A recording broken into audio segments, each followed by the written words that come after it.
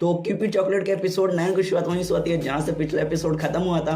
दो छोटे बच्चे जियांग को पापा पापा चिल्लाते हुए आते हैं उसके पास, और जियांग को समझ नहीं आ रहा कि आखिर किसके बच्चे हैं और मुझे क्यों पापा बोल रहे हैं। तभी पीछे से जो तीसरी लड़की रहती है जिसने चॉकलेट खाया था वो आती है और कहती है तुम्हारे बच्चे हैं। अब गाइस उसने चॉकलेट खाया था तो उसके दिमाग में फॉल्स मेमोरी बन चुकी थी कि जियांग उसका पति है और उसके दो बच्चे हैं और यही दो बच्चे हैं। और ये सुन के जियांग एकदम सदमे में चला जाता है और सोचता है यार मुझे लगा खाली वो फॉल्स मेमोरी क्रिएट करता होगा, लेकिन इस चॉकलेट ने तो सचमुच दो बच्चे पैदा कर दिए। और उसका आत्मा उसका शरीर छोड़ के जाने लगता है कि बस बहुत हो गया, पृथ्वी में मेरे लिए कुछ नहीं बचा है। तभी जो प्यार की देवी रहती है क्यूपिड गर्ल उसकी आत्मा को रोक लेती है, बोलते चल चल अपने शरीर में वापस जा, ज़्यादा नाटक करने की कोई जरूरत नहीं है। तो जाता अपने शरीर में वापस। तो ये जो तीसरी लड़की जिसका नाम लीन है उससे कहती है कि तुम कई दिनों से अपने घर पे नहीं आए हो और तुम अपने बच्चों को भी भूल गए, अपने बीवी को भी भूल गए, इसलिए प्लीज आज मेरे साथ अपने घर पे चलो। तो जियांग अपने बच्चों के नाम पूछता है क्योंकि उसे तो पता है ही नहीं, उसे इसके बारे में कोई आइडिया नहीं है। तो बताती है कि बेटे का नाम ये है, बेटी का नाम ये है। और लीन जियांग से ये भी पूछती है कि आप आज घर पे आ पाओगे। तो उसके बच्चे भी उसे रिक्वेस्ट करने लगते हैं कि पापा पापा प्लीज चलिए ना घर पे, मुझे भूख लगी है। जियांग भी थोड़ा मामले को समझता है, सोचता है कि पैनिक होने से अच्छा दिमाग लगा कर समझाओ। तो बच्चे को बोलता है अच्छा ठीक है मैं आऊँगा, लेकिन पहले तुम अपनी मम्मी के साथ जाओ, मैं एक छोटा सा काम पूरा करके आता हूँ। और एक बात का ध्यान रखना, जब तुम स्कूल पे रहोगे तो मुझे पापा मत बोलना, मुझे अंकल बोलना। अच्छा ठीक है। तो उसके बच्चे भी समझदार है, वो भी समझ जाते हैं और वो तीनों को फिर जियांग भेज देता है। उसके बाद परेशान होने लगता है कि मुझे लगा जो चॉकलेट खाएगा उसके दिमाग में सिर्फ फॉल्स मेमोरी क्रिएट होगी, मुझे नहीं लगा था कि सचमुच के भी बच्चे पैदा हो जाएंगे। तो ये प्यार की देवी आती है और कहती है कि हाँ मैं तुम्हें बताना भूल गई, असल में जो चॉकलेट खाता है फिर प्यार के पीछे पागल हो जाने के बाद उसके दिमाग में फॉल्स मेमोरी तो बनती है, लेकिन उस फॉल्स मेमोरी को कोई हटाता नहीं है तो फॉल्स मेमोरी रियल बन जाती है। मतलब वो ऐसा सोचती थी कि तुम उसके पति है और तुम्हारे दो बच्चे हैं, तो वो सच में भी हो गया क्योंकि तुमने सही समय पर उसके दिमाग से वो मेमोरी नहीं हटाई और वो वाकई में तुम्हारे ही बच्चे हैं। और जियांग एकदम उसकी फट के 64 हो चुकी है कि अरे यार मैं 20 साल का भी नहीं हुआ, शादी नहीं हुआ, मेरी वर्जिनिटी भी नहीं टूटी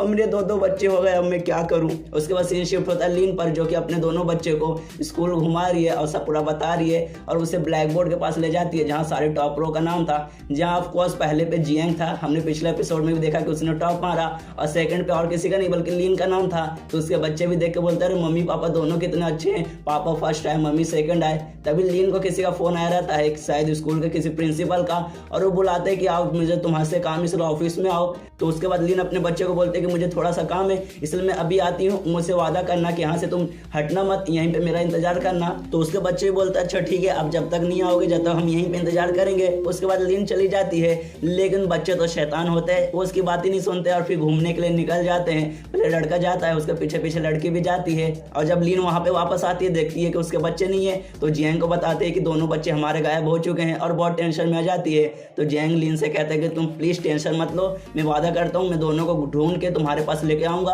तो लीन चल जाती है गेट पे इंतजार करने के लिए और जियांग अपने दोनों बच्चों को ढूंढने लगता है। जहाँ जो लड़की थी उसकी छोटी बेटी वो गुम हो जाने के कारण रो रही रहती है। तभी वहाँ पे आती है जीतम और उस बच्ची से पूछती है आखिर तुम रो क्यों रही हो, तुम घूम गई हो क्या। तो कहती है कि हाँ मैं घूम गई हूँ, मैं अपने चाचा को ढूंढ रही हूँ, जियांग को ढूंढ रही हूँ। क्योंकि जियांग ने मना किया है कि मुझे पापा मत बोलना स्कूल में, मुझे अंकल बोलना यानी चाचा बोलना। तो जीतोंग को बताती है कि मेरे चाचा का नाम जियांग है। तो जीतोंग भी समझ आती है पक्का मेरे वाले जियांग के बारे में बात कर रही होगी। तो बोलती है अच्छा ठीक है तुम्हें टेंशन लेने की कोई जरूरत नहीं है, मैं तुम्हारे अंकल को जानती हूँ और मैं तुम्हें उसके पास ले जाऊंगी। तो ये सुनकर उसकी बेटी भी खुश हो जाती है और दूसरी तरफ उसका जो बेटा रहता है एक नंबर का बदमाश लड़का रहता है, इधर से उधर वो पूरा घूम रहा रहता है, हर जगह नौटंकी कर रहा रहता है और साइंस लैब में जाके वहाँ भी ऐसी नौटंकी करने की कोशिश करता है। फिर वहाँ से चला जाता है और जियांग अपने दोनों बच्चों को अभी तक ढूंढ ही रहा है। प्लस सीसीटीवी में भी दिख जाता है कि एक बच्चा स्कूल में आके इधर से उधर शैतानी कर रहा है, नौटंकी कर रहा है। तो वो अनाउंस करता है कि एक बच्चा घुस आया स्कूल में, किसका पता नहीं किसका है, जिसका है वो आके ले जाओ वरना उस बच्चे को हम छोड़ेंगे नहीं। और जियांग भी अनाउंसमेंट सुन लेता है कि अरे बाप रे कहीं मेरे बेटे के बारे में तो नहीं बात कर रहा। तो आसपास वालों से पूछता है बच्चा कहाँ पे है, तुम्हें पता होगा। तो बताता है कि हाँ यहाँ पे है, तो तुम जाओ। तो जाता है देखने, तो वहाँ वो देख रहा है आसपास कि भाई कहाँ है कहाँ है। तभी उसके पीछे से वो निकल जाता है और चेंजिंग रूम में घुस जाता है और भी वो लड़कियों के चेंजिंग रूम में घुस जाता है। और जियांग जैसे तैसे उसे लगता है कि हाँ शायद इसके अंदर गया है, तो वो मतलब हुलक के देखने की कोशिश करता है। और जैसे जियांग चेंजिंग रूम में देखता है तो उसे दिख भी जाता है उसका बेटा टेबल के नीचे छुपा हुआ है। तो वो सोचता है चलो जाके उसको लेके आओ, लेकिन वो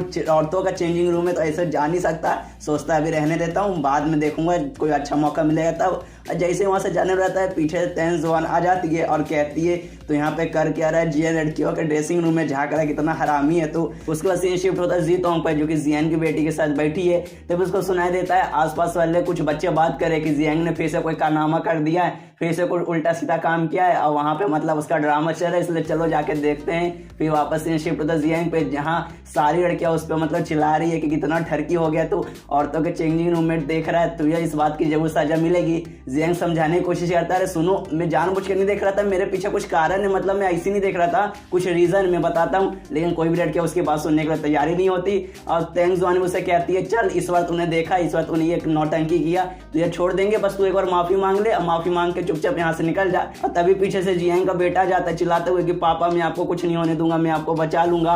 और तेंग जुआन को पकड़ के मतलब खींचने की कोशिश करता है, तभी तेंग जुआन तो उससे नहीं खिंचाते, लेकिन उसका ड्रेस खींच के नीचे आ जाता है, उसका पूरा ड्रेस नीचे गिर जाता है और तेंग जुआन शर्माने लगती है। अब जाहिर सी बात है गाइस, सबके सामने आपके कपड़े उतर जाएंगे तो ऑफकोर्स कोई भी शर्माएगा, लेकिन आसपास वाले जितने भी ठरके और हरामी लड़के रहते हैं वो सब खुश हो रहे और उस बच्चे की यानी जियांग की बेटे की तारीफ करे कि शाबाश बच्चे तुमने बहुत अच्छा काम किया, ऐसे ही लगे रहे।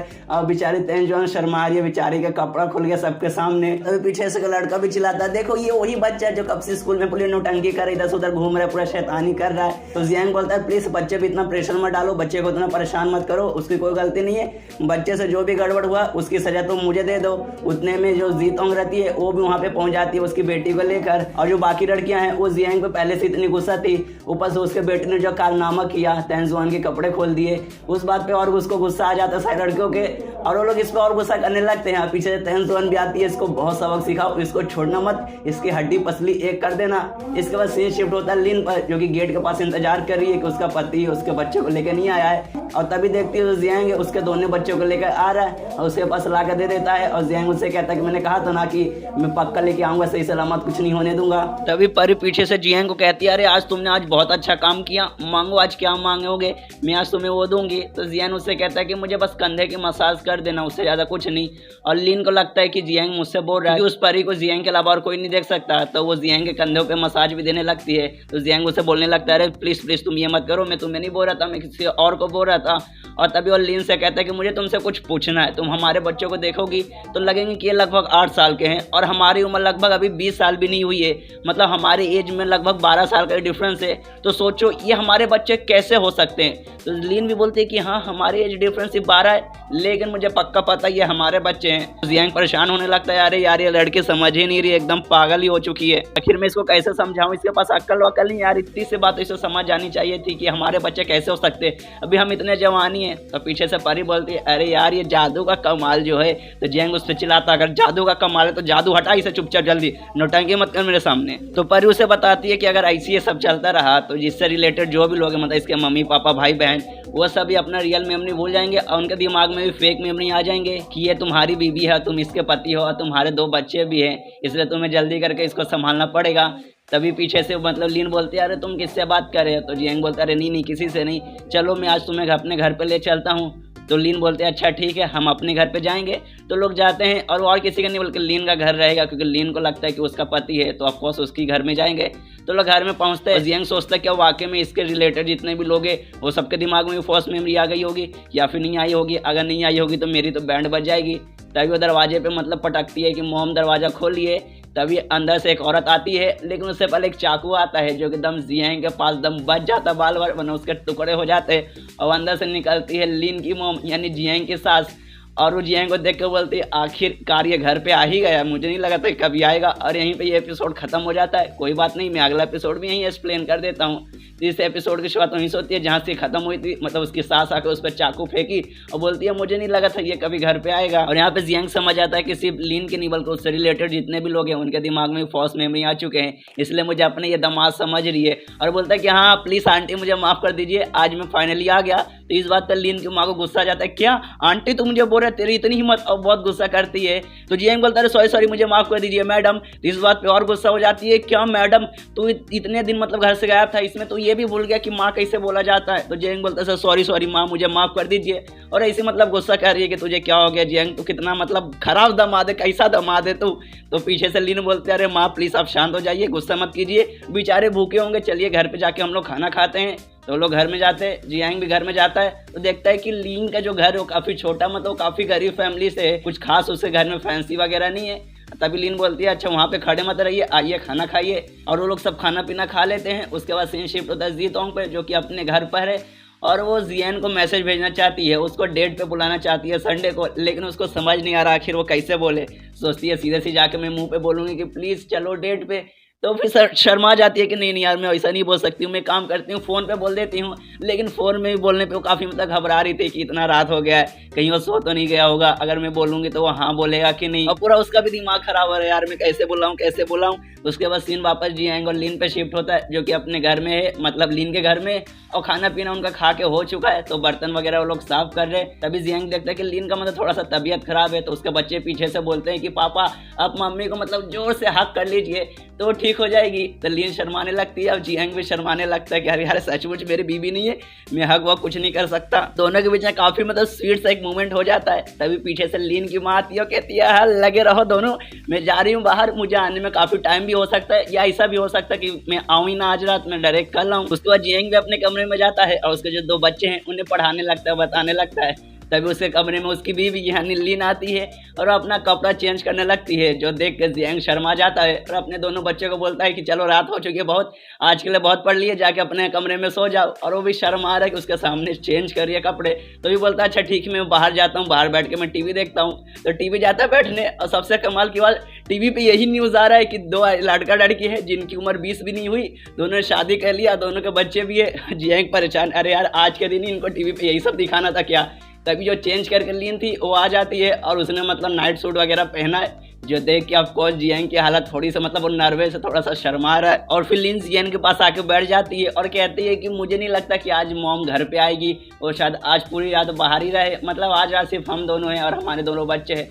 तो ये सुन के जियांग भी एकदम क्या आज रात को आएगी नहीं, मतलब आज रात सिर्फ हम दोनों अकेले, क्या मतलब हम साथ में सोएंगे, और मतलब लगभग वो सदमे में याद है। तो उससे लीन बोलते अरे क्या हुआ आपको, क्या होगा, कहीं आपको पसीने आ रहे, कहीं आपकी हालत खराब तो नहीं हो रही, आपका ऐसा हालत क्यों हो रहा है। तो फिर जियांग देखता है अरे यार ये लीन कितनी अच्छी लड़की है, मेरा कितना मतलब मेरा ख्याल रख रही है, मुझसे कितने अच्छे से बात कर रही है, ये कितनी अच्छी बीबी है, मैं बहुत खुश हूँ कि मेरी बीबी बनी है। तब वापस होश में आता है, कहता है अरे यार ये मैं क्या बोल रहा हूँ, ये सचमुच की मेरी बीबी नहीं है, ये सब मैं कुछ भी नहीं कर सकता। तो और मतलब अपना सिर पटकने लगता है, अरे भगवान मुझे उठा ले, क्या हो रहा है मेरी जिंदगी के साथ। और तभी जो लीन है उस जियांग के और पास आने लगते हैं, वो कहते हैं अरे यार आपको थोड़े से परेशान दिख रहे, कहीं आपको कुछ हो तो नहीं गया, मुझे बताइए मैं आपकी बीवी हूँ ना। जियांग शर्माया, अरे यार मैं क्या करूँ, मेरे पास आ रही है। तभी उसका फोन बजता है और उसको अच्छा बहाना मिल जाता है, फोन लेके जाता है साइड में, कहता है मैं 2 मिनट में बात करके आता हूँ, किसी का फोन आया है। तो फोन और किसी का नहीं बल्कि जीतोंग का था। और इससे पूछती है क्या तुम फ्री हो इस संडे को। तो बताता है जियांग कि हाँ मैं फ्री हूँ, तुम्हें क्या काम है। तो जीतोंग कहती है ज़्यादा कुछ नहीं, बस मैं अम्यूजमेंट पार्क में घूमना चाहती थी तुम्हारे साथ, तुम फ्री हो तो मेरे साथ आ सकते हो। तो जियांग बोलता है कि हाँ मैं बिल्कुल फ्री हूँ और मैं ज़रूर आऊँगा। उसका तो फ़ोन कट कर देता है। तो पीछे से लीन भी आती है और उसे कहती है कि जो हमारे दोनों बच्चे हैं ना वो बहुत दिन से बाहर घूमने नहीं गए, आप भी उसे कहीं नहीं लेके गए, तो मैं चाहती हूँ संडे को आप उन्हें अम्यूजमेंट पार्क घुमाने ले जाएं। तब यहाँ होश आता है कि जीतोंग जिस अम्यूजमेंट पार्क में जाना चाहती थी और जहाँ उसको अपने बच्चे को ले जाना है, दोनों अम्यूजमेंट पार्क एक ही है। तो अब क्या करे, और इसकी हालत ख़राब हो चुकी है, अरे यार एक साथ में दोनों जगह कैसे संभालूँ। तभी जो अच्छा मन रहता है जियांग का वो आगे बोलता है अरे देख बच्चा, ये तेरे दोनों बच्चे हैं और बच्चे पहले आएंगे, दूसरे किसी लड़की को बाद में आएंगे, इसलिए तू जीतोंग को मना कर दे और अपने बच्चे को ले जा। तभी उसका बुरा मन आता, कहता है क्या बच्चे, तेरे बच्चे नहीं है, ये सब फेक बच्चे हैं जो कि चॉकलेट खाने के बाद बने। तू जीतोंग पे ध्यान दे, वो ज़्यादा सुंदर ज़्यादा हॉट लड़की है, प्लस अमीर लड़की है, तो उसके साथ घूम, बच्चों को मना कर दे, वो घूमेगी, फिर तुम लोगों के बीच में प्यार होगा, फिर शादी होगा, उसके बाद बच्चे होंगे, फिर तेरी लाइफ ऐश ही ऐश है। और दोनों उसका माइंड मतलब झगड़ा करने लगते हैं, अच्छे माइंड है बुरे माइंड। तो दोनों को शांत करता है और लीन से कहता है कि हाँ हम जा रहे हैं अम्यूजमेंट पार्क, और सिर्फ बच्चे नहीं बल्कि मैं तुम्हें भी लेके जाऊंगा। उसके बाद वो जीतोंग को फ़ोन करता है उसको मना करने के लिए कि मैं नहीं आ रहा हूँ, और मतलब कहता है कि मुझे तुमसे कुछ कहना है। उतने में जीतोंग समझ जाती है और मतलब काइंड ऑफ सैड हो जाती है, उसके आँख से आंसू भी आ जाते हैं। तभी जियांग को याद आता है जो जीतोंग की केयर टेकर है, उसने इससे ये कहा था कि जीतोंग के कोई ज़्यादा दोस्त नहीं है, ज़्यादा क्या उसके एक भी दोस्त नहीं है, हमेशा अकेला रहती है, तो उसका दिल तोड़ना अच्छी बात नहीं होगी। जियांग भी सोचता है अरे यार मैं उसका बेचारे का दिल नहीं तोड़ सकता। तो वो मतलब उसे मना नहीं कहता, वो कहता है अच्छा मैं आ रहा हूँ, मैंने ये बताने के लिए फ़ोन किया था कि मैं बिल्कुल भी लेट नहीं होऊंगा, इसलिए तुम भी लेट मत होना। तो ये सुन के जीतोंग भी खुश हो जाती है, तो भी कहती है अच्छा ठीक है मैं भी बिल्कुल भी लेट नहीं होंगी। अब इतना बोलने के बाद वो फ़ोन काट देता है और यहाँ पे जियांग की हालत और ख़राब। अरे यार मैंने दोनों को बोल दिया कि मैं इसे भी ले जाऊँगा उसे भी ले जाऊँगा, मैं आखिर कैसे करूँगा दोनों को। लेकिन खुद में हौसला लाता है और कहता है कि मैं दोनों साइड संभाल लूँगा, टेंशन लेने की कोई ज़रूरत नहीं है। फिर अगले दिन का टाइम आता है, लगभग 8:50 में वो अपने बच्चे और बीवी यानी लिन को लेकर अम्यूज़मेंट पार्क पहुंच चुका है। और यहाँ पे वो थोड़ा मतलब खुश है क्योंकि उसने प्लान बना लिया है कैसे वो संभालना है। और प्लान ये था कि 8:50 को लोग पहुंच चुका है अपने बीवी और बच्चों के साथ, और जो जीत होंगे वो लगभग 10 बजे आएगी, मतलब उसके पास लगभग अभी 1 घंटे से ज़्यादा समय है। तो उसका प्लान ये था उसके जितने भी बच्चे हैं और बीवी है उनको जितने भी मतलब स्लाइड वगैरह, जितने भी पार्क, जितने भी झूले हैं उस सब पे घुमा देगा 1 घंटे के अंदर, ताकि उनको फिर वो वापस भेजकर उस जीतों के साथ मज़े लेने लगे। और वो अपना प्लान चालू कर देता है और सबसे पहले मतलब जो गोल गोल बड़ा रहता है घूमने वाला उस पे जाता है जहाँ उसके फटके 4 हो रही थी, क्योंकि उसको ऊंचाई से बहुत ज़्यादा डर लगता है। और मतलब उसने कुछ पकड़ लिया था और खुश था कि चलो कम से कम यहाँ कुछ पकड़ने के लिए है, वरना मेरा हालत ख़राब हो जाता। और पता चलता वो किसी औरत का पैर है असल में, और उसका जो बॉयफ्रेंड जिस औरत का पैर इसने पकड़ा है वो जियांग पे गुस्सा करने लगता है, तेरी हिम्मत कैसी हुई मेरी गर्लफ्रेंड का तूने पैर पकड़ा, तुझे तो मैं छोड़ूंगा नहीं। और उसकी गर्लफ्रेंड तो देखिएगा इस आधे से ज़्यादा मतलब लगभग 90% मर्द लग रही है। और जो लीन है उसके बच्चे भी घूर के देख रहे हैं और लीन कहती है यार कैसे पति हो, कैसे बाप अपने बच्चे के सामने ये सब क्या हरकतें कर रहे हो। उसके बाद वो झूले पे मतलब जैसे उनका झूला खत्म होता है उतर जाता है जियांग और खुश है कि चलो भाई खत्म हुआ, वरना थोड़ी देर और आता तो मैं मर जाता। उसके वजह से उसने प्लान बनाया था कि 1 घंटे के अंदर जितने भी झूले वगैरह है वो सब पे जाके घूम लेगा। तो ऐसा ही कंटिन्यू करता है, हर 5 मिनट 10 मिनट बाद जितने भी झूले रहते हैं वो सब पे घूमने लगता है। और सब में उसकी हालत लगभग ख़राब हो रही रहती है, क्योंकि किसी में उसको तेज़ी से डर लगता है, किसी में हाइट से डर लगता है। और जब आखिरी झूले से उतरता है तब लगभग उसको उल्टी आने लगता है, तो कहता है अच्छा मैं 2 मिनट में आता हूँ मुझे उल्टी आ रही है। और झाड़ियों के पास जाता है और उल्टे करने लगता है, तभी कोई उसके ऊपर बहुत ढेर सारा कचरा फेंक देता है। तभी वहाँ पे परी आती है और कहती है अरे ज़िंदगी कितनी छोटी है ना, क्यों ऐसी इतनी तकलीफ ले रहे हो, शांत से बैठो और ज़िंदगी अपना बिताओ। तो जियांग उस पर चिल्लाने लगता है, तो परी बोलते हैं अरे यार मुझ पर चिल्ला क्यों रहे हो, मैं तुम्हें इनकरेज कर रही हूँ, तुम्हारा हौसला बढ़ा रही हूँ, क्योंकि थोड़ी देर में तुम्हारी बैंड बजने वाली है, क्योंकि अकेले तुम दोनों को कैसे संभालोगे।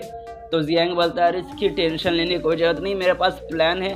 तो परी बोलते क्या तुम सच में कर पाओगे, तुम ठीक ठाक रहोगे, मतलब तुम बच पाओगे, प्लान पूरा कर पाओगे। तो जियांग बोलता है अरे परी तू इंसानों की ताकत को मतलब कम मत समझ, don't under estimate the power of human. इतना बोलते कहते कि चलो मेरे पास 10 मिनट है, मैं 10 मिनट में तो आराम से पहुंच जाऊंगा जीतों के पास। और अपना प्लान एग्जीक्यूट करता है और यहाँ से वहाँ से कूद के मतलब शॉर्टकट लेके और एंड में जीतोंग के पास पहुँच भी जाता है। और जीतोंग भी वहाँ पे पहुँच चुकी है और उसे कहता है कहीं माफ़ कर देना, कहीं मैं लेट तो नहीं हो गया। तो जीतोंग बोलती है तुम लेट नहीं हुए, असल में मैं ही जल्दी आ गई।